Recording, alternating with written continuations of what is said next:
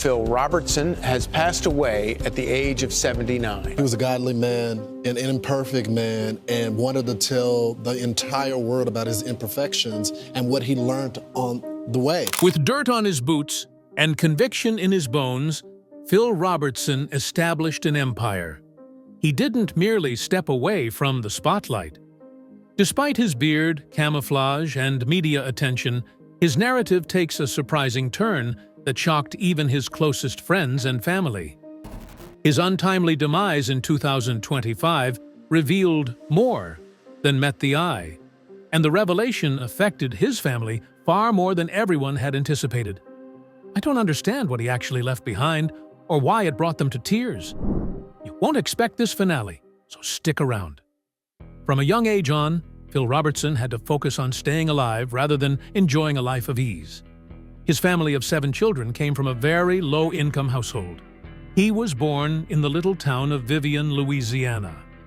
They lived in a makeshift wooden hut in Caddo Parish that was uninsulated from the hot, muggy weather of the South and had no running water, electricity, or windows. The Robertsons' daily lives revolved around merely surviving. These were Phil's sole experiences with life, and although they may have been intolerable to others, they were his reality.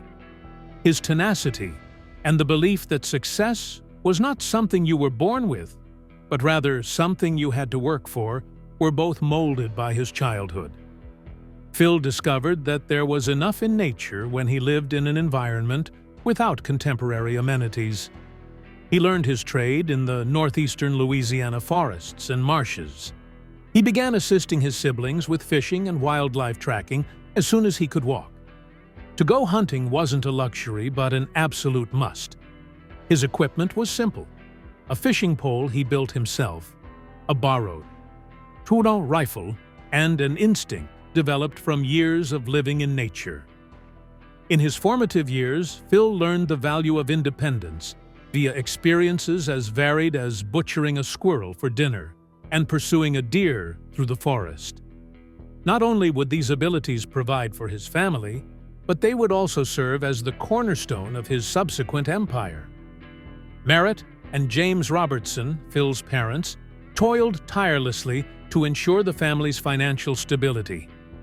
Merritt fed 9 people with whatever she could find, while James worked in the oil fields and shared-cropped to make ends meet.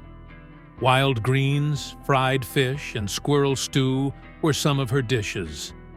Effort was not in vain. Phil learned tenacity and perseverance from seeing his parents face adversity head-on. Nothing was provided for you. You had to rely on what you could gather, cultivate, or make on your own. Even after he became an adult, these principles remained with him. Going to school was a whole other ballgame. Philip was never truly accepted. Hunting ducks was more meaningful to him than solving mathematical calculations. He wasn't stupid, he just wasn't interested in the conventional educational path. Phil never left the swamp, even while his classmates were ready for jobs in the city. It is not unexpected that he would go on to build a multi-million-dollar company based on his expertise in duck calls and outdoor activities. In Phil's early years, even playing about had a function. In the few instances when he did have any downtime, he would often help out around the house by repairing his father's worn-out hunting gear and equipment, carrying water, or cutting firewood. Phil learned the joy of contributing, even if it wasn't play in the traditional sense. Wild creatures and siblings who understood his hardships were his best friends, not his schoolmates. The patterns of the forest were second nature to him. He knew when the fish would bite, when the ducks would migrate, and where to find fresh game by following deer trails. What started out as survival skills evolved into natural business acumen. These weren't pastimes. The rules of nature, rather than those of a teacher or coach, were the source of discipline for Phil. In sharp contrast to his impoverished origins, Phil Robertson possessed extraordinary athletic ability. As a result of his stellar performance in Louisiana high school football, he was named the starting quarterback for the 1964 Louisiana Tech University football team. Terry Bradshaw, an NFL quarterback who would go on to win 4 Super Bowl titles and be inducted into the Hall of Fame, played ahead of him. Scouts and coaches took note of Phil's leadership qualities and powerful throwing arm right away. This was a major deal for the NFL. Had he wished otherwise, he may have donned a professional jersey in a past life. While Phil enjoyed football, it was always just a pastime to him. Hunting was his life. For Phil, the future held limitations, not fame and fortune as others envisioned it. He was uninterested in pursuing a football career due to the structure, discipline, and scrutiny it would bring. His priorities in life were independence, spending time in nature, and freedom. During duck season, he would still skip practice and classes at Louisiana Tech to go hunting. This was an expression of his genuine happiness, not a sign of rebellion. Despite initial doubts, he went on to say that he had no regrets about leaving football. He displayed early disobedience of societal standards with this choice, which would influence his subsequent career independence in media and business. Phil completed a bachelor's and master's degree program in education after hanging up his cleats in football. To support his expanding family and maintain ties to football, he dabbled with high school coaching and teaching for a while. Sadly, that was short-lived. He wasn't very invested in school because of its regimented framework. Evidently, Phil was not hardwired to follow the typical professional trajectory. He yearned for a career path that was authentic to who he was and what he stood for, but he couldn't find one. In the end, he discovered serenity and direction in the woods, which he had previously explored on his quest. Phil's choice to forego a career in the NFL was a moment of clarity for him, even if it may appear unfathomable to others. What made him feel alive was crystal clear to him. Everything that came after that decision, in hindsight. Phil has constructed his life around his convictions, not society's expectations, whether that's by starting Duck Commander or becoming the face of a cultural movement with Duck Dynasty. Rather than a decline, his decision to leave football was an authentic move. The dark decade, beyond the bar and the bottle to the edge of the brink. Poor decision-making, heavy drinking, and increasing instability characterized Phil Robertson's worst phase in the 1970s. Phil took over a seedy Arkansas watering hole that was more famous for brawls than beer sales when he left football and a short stint teaching. Lacking both structure and stability, he skillfully maneuvered the wagon wheel.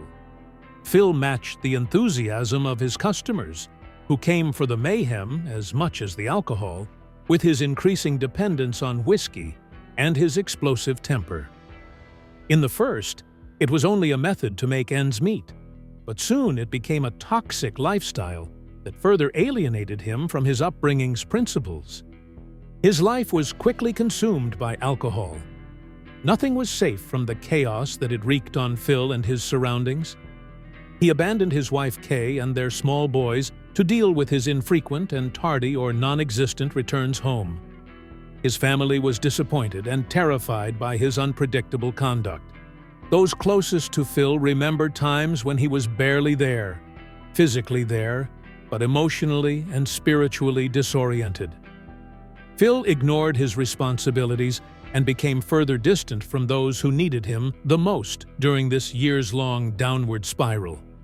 In a violent event in a pub, Phil's self-destruction reached a breaking point as a brawl escalated beyond his control. He escaped into the Louisiana woods after knocking a man senseless in order to evade legal repercussions. As an outlaw in his own town, he went without electricity for a while, subsisting only on hunting and fishing. In retrospect, he saw that he had been evading responsibility, his loved ones, and even God in addition to the law. The time alone allowed him to think, but it didn't make him act differently right away. On a moral and emotional level, it was a low time that almost lost him everything. Phil and his family's relationship had completely fallen apart by the late 1970s. There had never been a larger chasm between Phil's past self and his present self. And Kay was parenting 4 sons alone. Even though he was a stable parent, his young boys were growing up in an unstable environment. This time in Phil's life isn't often lauded, but it was pivotal to what happened next. He eventually had a transition that was grounded in the agony he created and later faced. Despite the chapter's focus on failure, it revealed the profound transformation he would have to undergo in order to rebuild his life and his family. Phil Robertson's life began to fall apart in the mid-1970s, and his loved ones began to feel the effects.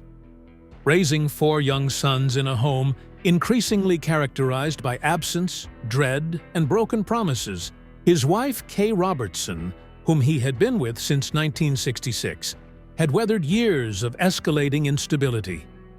Kay was a rock at home as Phil's life in the bars descended into anarchy. The patience of even she has its limitations.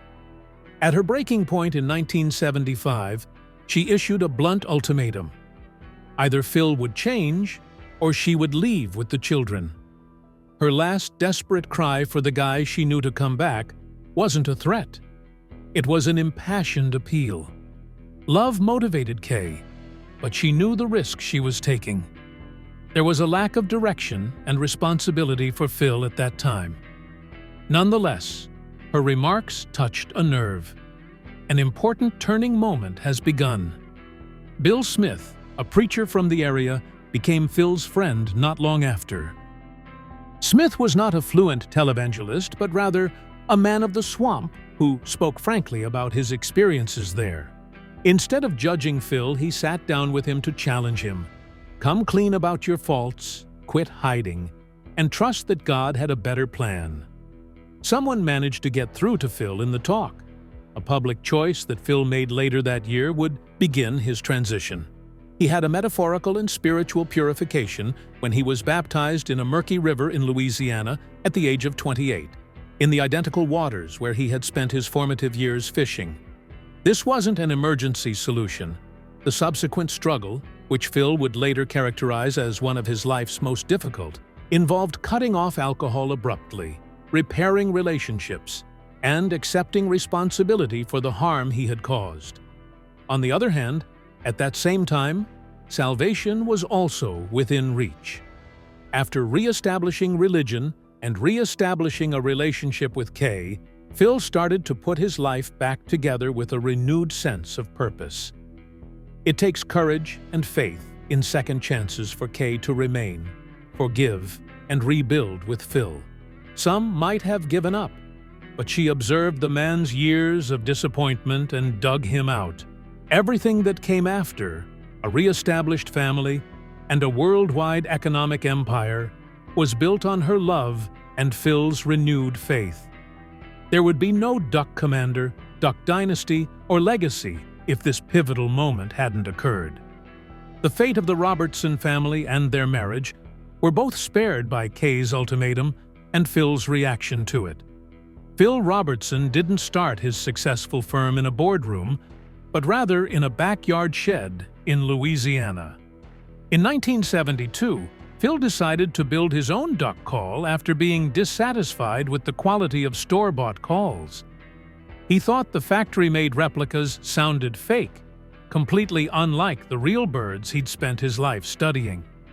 Inspired by his extensive knowledge of ducks and his meticulous attention to detail, he painstakingly carved duck calls out of cedar blocks, refining each one until it could entice an untamed duck. This was more of a fixation, honed through time by an obsession that had its roots in practicality. In the same year, he formally established Duck Commander as a solo venture. Phil juggled several jobs, including commercial fishing, to help fund the startup, and Kay took care of domestic duties and assisted with bookkeeping. At the kitchen table, their then young boys helped out with packaging calls, not because it was hip, but because it was all they could afford. The whole process remained in the family. At first, sales were rather low. Phil would make the rounds of bait shops, selling his duck calls for a few bucks each, and occasionally enticing customers with tales from the swamps to seal the sale. The genuineness of Duck Commander's origins was more important than the quality of the product itself. Phil made his calls with use in mind, not aesthetics.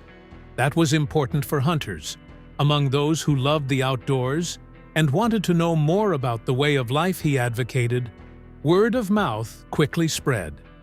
Slowly but surely, a devoted fan base formed around Phil because he wasn't just a businessman pretending to be an outdoorsman. The grassroots expansion of Duck Commander was remarkable in a sector that frequently places a premium on extravagant branding. Phil created more than just a product. He established a reputation for excellence in workmanship and dedication to his community. Duck Commander's early days provide the groundwork for the Robertson family's narrative. They started off with little more than a shed, a knife, and the hope that a superior duck call would lead to retail success and reality TV. In hindsight, Phil's choice to rely on his abilities and intuition proved to be a turning point. It not only brought about financial security, but also laid the groundwork for his family to become famous over time. Instead of investors or money, it was cedar, sweat, and second chances that went into making Duck Commander. In the 80s, when Duck Commander was gaining traction, Phil Robertson sought other alternatives to his handcrafted calls to reach hunters. That's when he started using something straightforward yet effective. Hunting movies he created himself. He documented duck hunts that were both educational and intimate with a borrowed camcorder. From deep inside the Louisiana woods, Phil would demonstrate methods, discuss life, family, and faith, and demonstrate how powerful his calls were. These blurry VHS recordings were sold at local stores and circulated throughout hunting groups. Although they lacked polish, they were authentic and struck a chord with Phil's target audience. The subsequent Robertson generation began to stand forward with their own ideas in the 1990s. With an ear for detail and an eye for practicality, Jace Robertson worked to perfect the duck call designs, while Willie Robertson, with a background in business, concentrated on growing the company's customer base. Production on a greater scale, improved packaging, and expanded retail distribution were all goals that Willie set out to achieve, because he recognized potential beyond regional sales. He oversaw the rebranding of Duck Commander to make it more accessible to a wider demographic, without watering down the original, genuine qualities that had made the brand famous. A big change occurred with that movement toward professionalism. Starting off as a packaging business for home use, the company has since branched out into commercial production and shipping. A number of national sporting goods retailers, including Walmart, Cabela's, and Bass Pro Shops, started to get calls. The once modest family firm has grown into a major participant in the outdoor retail industry. However, the firm never strayed too far from its original mission, even as it achieved economic success. By being involved in everything that happened, the family put the product's backstory and the people behind it in the spotlight. People weren't only purchasing duck calls, they were investing in a way of life and a philosophy. During this time of expansion, the Robertsons also began to attract the kind of media attention that would propel them into the national consciousness. Unknowingly, Phil's early films demonstrated that his magnetism was effective when captured on tape. They had the makings of something extraordinary when they combined their unique personalities with their expanding business. Duck Commander has already been a household name before it ever had any television deals or reality series. This wasn't only a family company. It was a movement with a recognizable identity for products, media, and beliefs. Phil Robertson was dubious when A&E first contacted the Robertson family in the early 2000s with the concept of a reality TV show. He preferred working in a duck blind rather than on a studio, and he despised cameras and producers. His son Willie, though, recognized a chance. Willie thought that a reality show might reach more people with their faith, humor, and way of life, since the family company was already doing well and their narrative was genuine. The Duck Dynasty began on March 21, 2012, after the family had considerable debate and finally accepted. They could never have predicted what occurred next. People loved the show right away. Audiences were captivated by the lively blend of rustic comedy, Christian principles, and narratives focused on families. The show's protagonist, Patriarch Phil, became very charismatic very fast. In an era where television is more focused on polished personas, his distinctive beard, uncensored advice, and traditional ideas stood out. His famous sayings like, "Happy, happy, happy," and "If it ain't in the Bible, I don't need it," have been ingrained in popular culture. Duck Dynasty's greatest strength was the genuineness it exhibited, which separated it apart from scripted television. The show was one of the most popular reality shows ever on cable, with 11.8 million viewers at its peak. The Robertsons became household names thanks to Duck Dynasty, which had an impact well beyond the ratings. The show also served as the foundation for a massive retail empire. Duck Commander merchandise was all over the place, from calendars and novels to camouflage apparel and board games. Fans weren't only spectators, they were also purchasing branded merchandise. Instead of focusing on the money, Phil started to stand on the message. He spoke up for causes he believed in and reached out to people he felt were ignored by the media by using his position to promote his principles. Phil maintained his autonomy throughout. When he detected manipulation or a scripted aspect, he would frequently dispute with producers. According to one director, Phil once said, "Y'all got enough," and left a shoot halfway through to go fishing. The program's ethos hinged on Phil's refusal to compromise. The show would have been completely dysfunctional without him. Throughout its 11 seasons and 130 episodes, Duck Dynasty became an icon for countless viewers.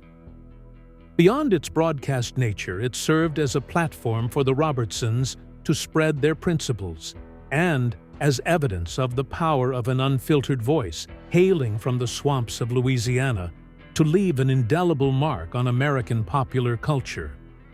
Phil Robertson was the target of a national media frenzy in December 2013. When asked about his thoughts on sin and morality in an interview with GQ magazine, he gave direct, Bible-based feedback. He used scripture to condemn homosexuality and other practices he thought were wrong. There was an instant and divisive backlash from the public, notwithstanding Robertson's clarification that his opinions were based on his Christian beliefs. In a quick response, A&E removed Phil from the program, stating that they were concerned by the inappropriate content of his remarks. The reaction was strong, yet unexpected by many in the media. A sizable portion of Phil's fanbase was actually energized by the suspension, rather than detracted from his reputation. Conservative media outlets portrayed the event as a threat to free speech and Christian principles, and the hashtag #StandWithPhil quickly gained traction on social media. Politicians, religious leaders, and spectators all rallied behind the suspension, which they regarded as a case of cultural imperialism. Many people looked to Phil as more than simply a reality TV celebrity. They saw him as a champion for those whose views were being marginalized in public debates. 9 days later, A&E changed its mind, and Phil Robertson was back on the show. This economic fact, the Duck Dynasty was one of the network's most lucrative franchises, and the network's subsequent change of heart demonstrated the power of public support. Despite how concerning the topic was, it served to elevate the show's profile. Once a marketing risk, Phil's unfiltered image was now a major selling point. a watershed moment had occurred. The program went on for a few more seasons, but the Robertson brand started to be associated more with serious cultural and religious themes and less with comedy. Phil never said sorry. He continued to use the "I was simply quoting the Bible" justification in future interviews, along with statements about loving everyone, regardless of whether they agreed or disagreed with him. His backers saw this as proof of his authenticity, while his opponents saw it as further evidence of the growing cultural divide in the United States. Phil Robertson would go down in history as more than just a reality TV star after the 2013 scandal. He would become a symbol of rural conservatism, free speech, and faith. Despite taking a step back from the spotlight when Duck Dynasty finished in 2017, Phil Robertson remained active in the media. Phil continued to play an integral role in guiding the family's spiritual path and ideals even after he delegated day-to-day operations of Duck Commander to his sons Jace and Willie. After gaining fame as a reality TV star, he shifted his concentration to become an evangelist and cultural critic. His voice found a new venue, this time with less filters and more control. He no longer required a camera team to communicate his opinions. In the following chapter, Phil discussed his experience co-hosting the Unashamed podcast with his boys. Through the show, Phil was able to openly discuss religion, politics, culture, and self-improvement, frequently drawing on scripture and anecdotes from his own life. Podcasts, in contrast to television, enabled him to have in-depth conversations about his beliefs, which helped listeners better grasp them. Thanks to its thousands of devoted fans, Unashamed allowed Robertson to reach a wider audience than just those interested in duck calls and goods. Phil wasn't concerned with maintaining his notoriety so much as he was with directing others toward the truth, according to his beliefs. Phil left behind a literary legacy as well.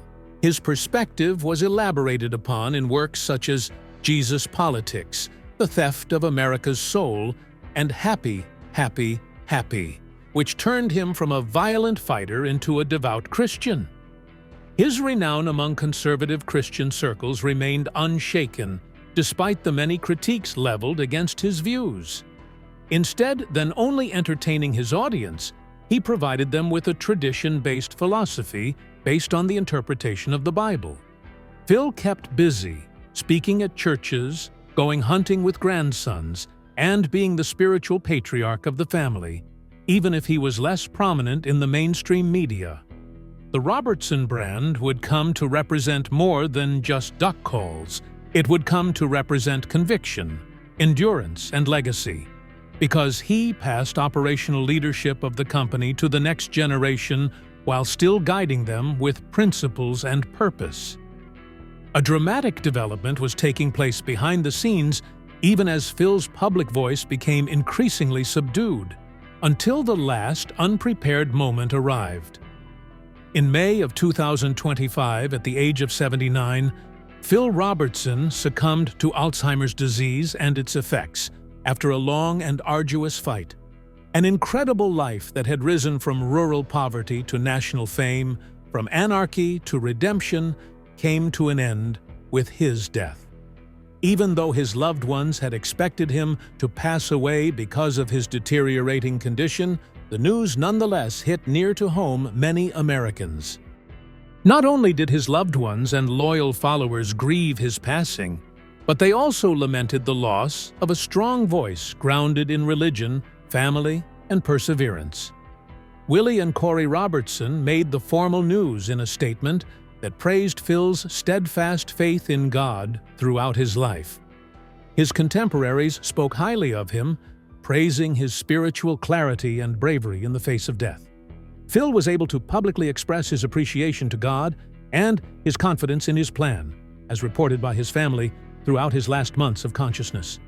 Peace reigned. Terror had no place. The manner he had lived since his change decades ago, steadfast in faith, surrounded by loved ones and founded in the ideals he preached, was supposedly reflected in his dying moments. Rumors concerning Phil Robertson's family estate were again revived after his death. His real impact was not measured by money, even though his estate was reportedly worth $10 million. This sum pales in comparison to the enormous media and retail empire he was a part of. Leaving a lasting legacy was more important to Phil than achieving monetary success, as everyone who knew him or followed his path could tell you. Instead of relying on luck, he laid the groundwork for a life driven by conviction, purpose, and unwavering faith. While Willie and Jace continued to lead Duck Commander with the same honesty and determination that Phil instilled in them, the Unashamed podcast is still a popular place for people to share their thoughts and feelings about the Bible and their lives. Numerous tributes were sent from reverends, admirers, and even detractors who recognized the significant cultural influence Phil had. Some thought that studios may one day film or chronicle his life to show how he evolved and achieved his goals. Although the future holds many unknowns, one thing is certain: the Robertson family will ensure that his legacy lives on. They uphold the principles by which he lived via their ongoing ministry, business, and public outreach. Aside from his duck call empire and reality TV stardom, Phil Robertson left behind more. Redemption, family, and unfaltering faith were the cornerstones of his cultural and spiritual legacy. Much obliged for your time. Click the like button, share your thoughts in the comment section, and subscribe for more in-depth explorations like this if Phil Robertson's story touched you. To continue the story, click the next video that appears on your screen.